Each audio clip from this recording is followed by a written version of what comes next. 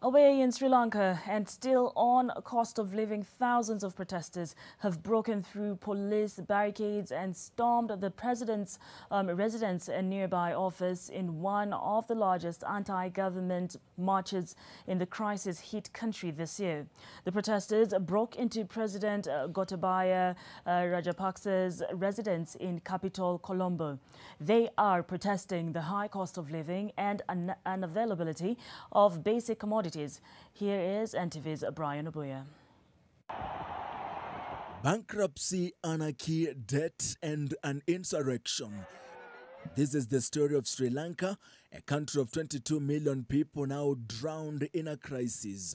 Sri Lanka's beleaguered President Gotabaya Rajapaksa fled his official residence in Colombo before protesters gathered to demand his resignation stormed the compound.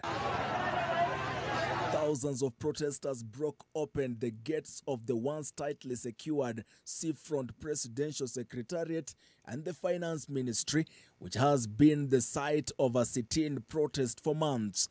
TV footage showed the protesters move into the president's home, chanting anti-government slogans. Local media has reported that protesters are adamant the president must go. The protesters, many clad in black and holding Sri Lankan flags, are standing up against runaway mismanagement of national treasury, sinking the island nation into a serious economic turmoil. Sri Lanka has suffered through months of food and fuel shortages, lengthy blackouts, and galloping inflation after running out of foreign currency to import vital goods. A Facebook live stream from inside the president's house showed hundreds of protesters parking into rooms and corridors, shouting slogans against the beleaguered 73-year-old leader. Footage of protesters standing and some bathing in the swimming pool inside the president's home has widely circulated on social media. This police officer spotted taking off his helmet and joining the protest.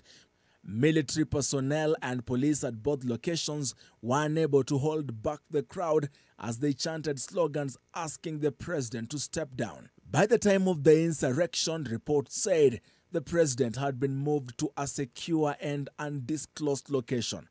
At least 39 people, including 2 police officers, were injured and hospitalized in the protests. Sri Lanka is struggling under a severe foreign exchange shortage that has limited essential imports of fuel, food, and medicine, plunging it into the worst financial turmoil in 70 years. Brian Obuya, NTV.